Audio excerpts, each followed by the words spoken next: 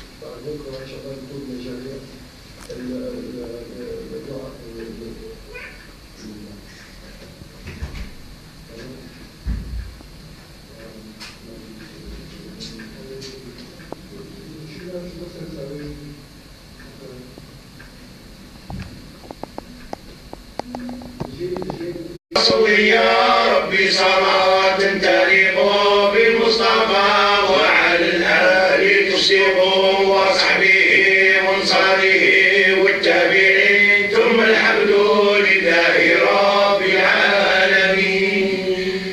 الحمد لله حق حمده والصلاة والسلام عليك يا سيدي يا رسول الله. ربنا تقبل منا إنك أنت السميع العليم وتب علينا إنك أنت التواب الرحيم واجعل علينا إنك أنت الجواد الكريم. ربنا عليك توكلنا وإليك أنبنا وإليك المصير ولا حول ولا قوة إلا بالله العلي العظيم. اللهم يا ربي قد صرح سيدنا، اللهم يا ربي ارحمهم، اللهم يعلم مع النبيين والصديقين والشهداء والصالحين وحسن أولئك رفيقا. اللهم يا ربي هذه الجماعة اللي قصدت الزاوية تزور الضارح، اللهم يا ربي بلغ المقاصد، اللهم يا ربي بلغ مقصودهم، اللهم يا ربي اديهم سالمين غانمين لأهلهم يا أرحم الراحمين. اللهم بلغ لهم المقصود يا الله. ربنا آمنا بما أنزلت واتبعنا الرسول واكتبنا مع الشاهدين ببركة بسم الله الرحمن الرحيم. الحمد لله رب العالمين الرحمن الرحيم مالك يوم الدين إياك نعبد وإياك نستعين اهدنا الصراط المستقيم صراط الذين أنعمت عليهم غير المغضوب عليهم ولا الضالين. كما كان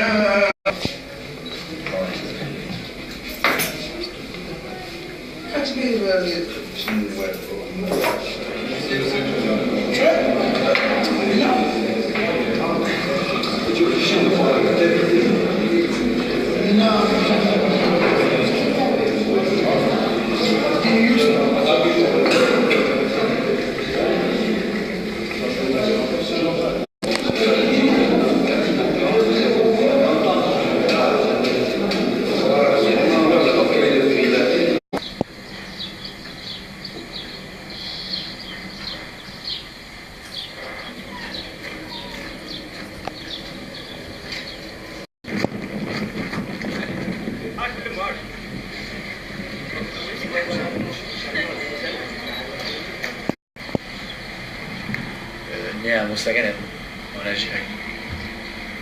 Actuellement, principal du CES, artiste peintre, ami des Zaouia.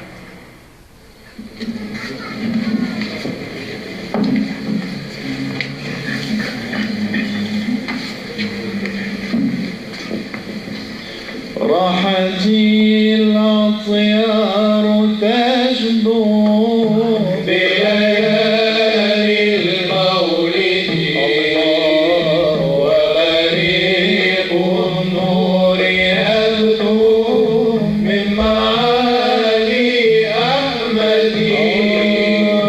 راحتي الأطيار تجدو بليالي المولد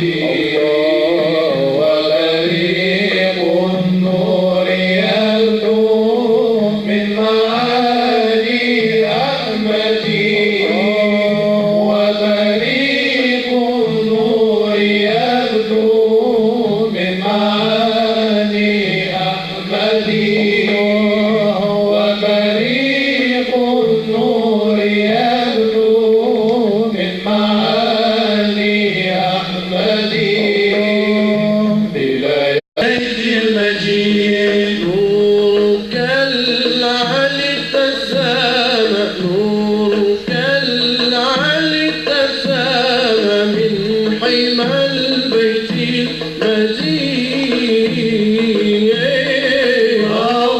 مولدنا للسلام أنت للأجيال بين العباد طلعة هذه الأمين عندما نادى المنادي جاء الشمس العالمين وازدهى بين العباد طلعة الهادي الأمين وبريق النور يبدو من معاني أحمدي وبريق النور يبدو من معاني أحمدي بليالي المولد بليالي المولد.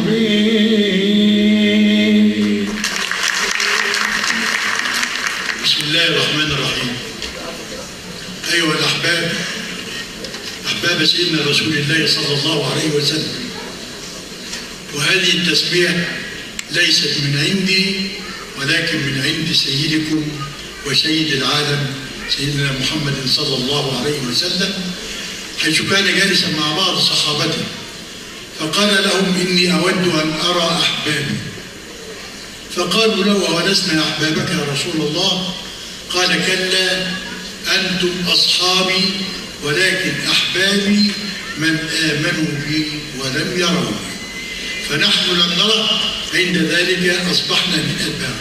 ولكن نخاطب الناس بظاهر الشريعة وندافع عن بيضة الدين كما كنا دائما وعلنا، وكما كتب الله لهذه الزوايا وهذه الطرق أن تدوم لأنها كانت لله، فلا بد أن يتقيض لنا في مثل هذا الملتقى، من مثل هذا الاتحاد، من مثل هذه الوجوه النيرة والشيوخ المباركة وهؤلاء الشبان الأعلام الذين أخذوا زمام المبادرة ليفتتحوا مقود البحث في التصوف والطرق والزوايا من غير أهله.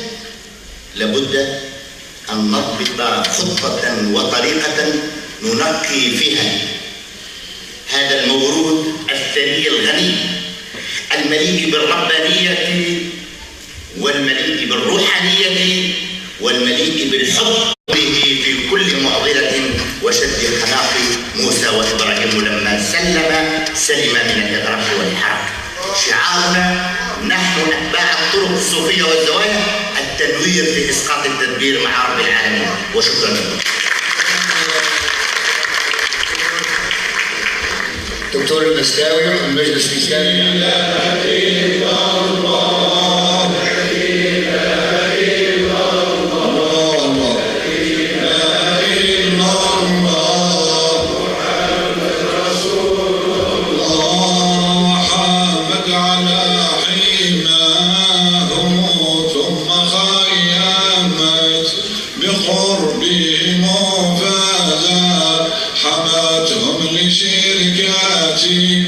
فلما تفاوضنا مشاوير بيننا ضربنا عقودا بالعهود الوثيقات. لا إله إلا الله لا إله إلا الله. نعيش إلى صحبة الفقراء والسادات والسلاطين والأمراء. La vie n'a de goût et de douceur que dans la présence des fuqara qui, par leur renoncement aux vanités de ce monde-ci, deviennent par la grâce d'Allah des princes et des rois.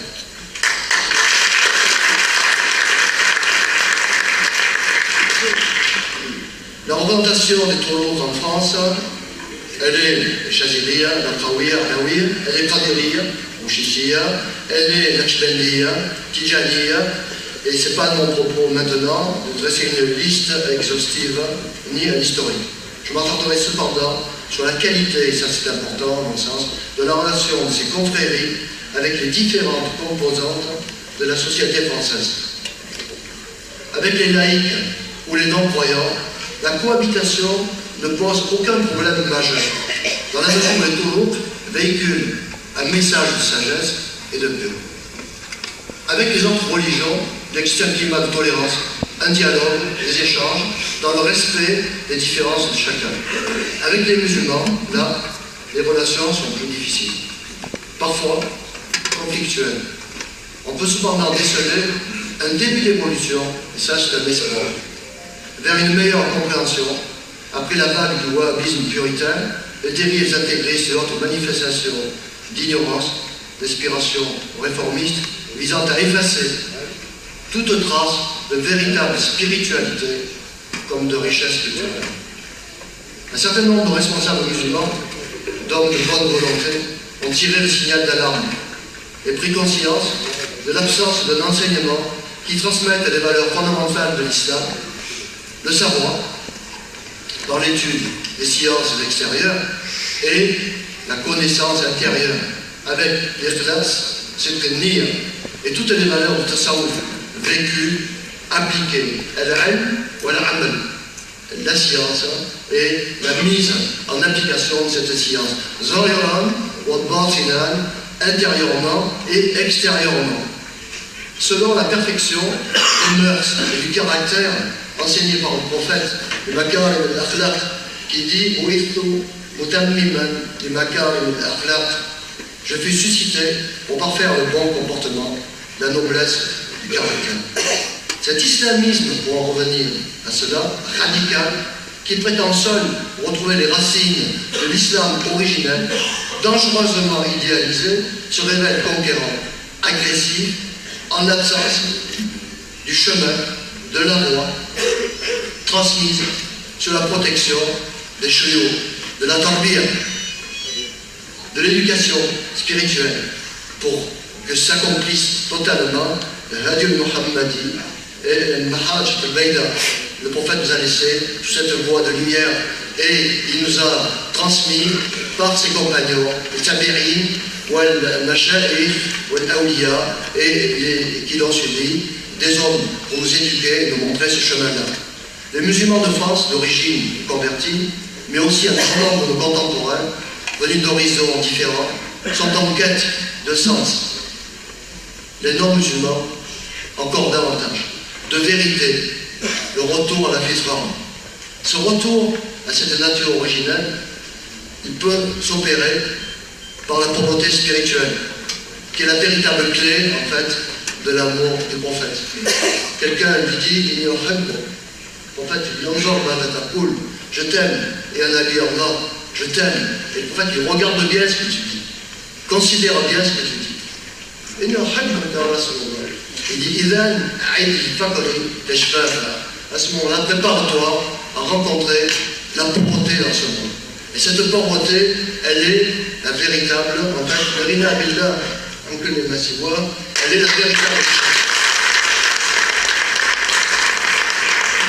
Suivre le prophète dans ce chemin de pauvreté spirituelle, n'est-ce pas la voie des fuqara? Cette itiba, bismillati ar-rasoul, sallallahu alayhi wa sallam, n'est-elle pas la clé de l'amour d'Allah? فقال الله سبحانه وتعالى إن كنتم تحبون الله فاتبعوني يحببكم الله. Si vous aimez réellement et vraiment Dieu, suivez-moi. C'est Allah qui demande au prophète, qui le transmet-leur. Si vous aimez Allah, suivez-moi et Allah vous aimera. Ce chemin, comment le suivre? Sinon, dans les pas de ceux qui l'ont suivi. Nous voici au cœur même de la voie. Salam et Mashish, Abu Hassan al-Shazili, le chef al-Akbar, c'est le Muhyiddin, Abu Ya'sa, Sayyidina Abu Madian al-Ghawf, Sayyidina Abi Aliwa, Sayyidina al-Darqawi, Sayyidina al-Bouzidi, Ahmed ibn Ajiba, Ahmed al-Tijani, et la liste est une immense chaîne un chapelet de lumière. Et le grand Maghreb, le Maghreb l'Arabie, pour moi, il passe par là. Il est là. Ils ont voyagé sans cesse, sans frontières, sur la terre de Dieu. En revenant, pour nous, à l'occasion de ce voyage, sur les traces du maître de mon maître, Sina al-Hashimi, et de Sina Ben Yellas, de Tlemcen, de Sina Aliwa, de Mosaganem, j'ai la conviction qu'en répondant à cette invitation, j'accomplis un pèlerinage aux sources, ainsi que les frères et sœurs qui m'accompagnent. Et c'est avec le plus grand respect que je foule cette terre bénie, en demandant à Dieu qu'il me pardonne et qu'il m'accepte parmi eux et parmi vous, comme votre serviteur, sur la voie de son prophète bien-aimé et de ses compagnons. Salam.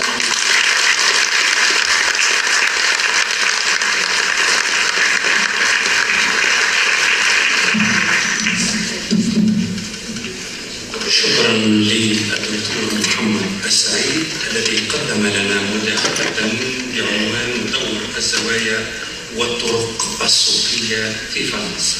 وبعض الكلمات للإخوان من ناحية الأدب باللغة الفرنسية لأن معنا إخوة من أوروبا. Je voudrais dire juste quelques mots pour nos frères européens que je salue ici et à qui je souhaite la bienvenue. J'espère, Inch'Allah, que ce voyage en Algérie vous apportera, Inch'Allah, plein de fraternité, et vous persuade que nous sommes un dans ce corps spirituel, dans cette famille spirituelle, où nous ne faisons qu'un.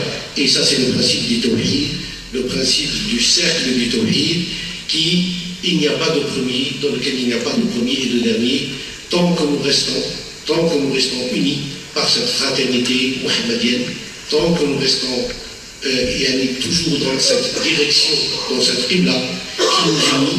C'est là le principe fondamental du tasawwuf, c'est le principe de l'unicité.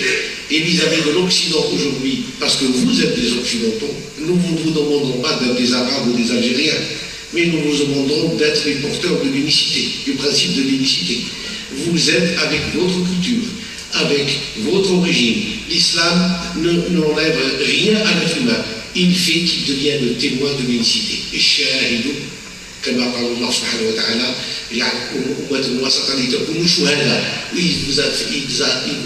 de vous la communauté médiane, cette communauté médiane pour être des témoins de l'unicité. Nous sommes des témoins. Nous n'avons ni à convaincre, ni à convertir qui que ce soit. Il suffit seulement qu'on témoigne de cette unicité à travers ses actions, à travers ses paroles et à travers ses intentions. Et merci beaucoup.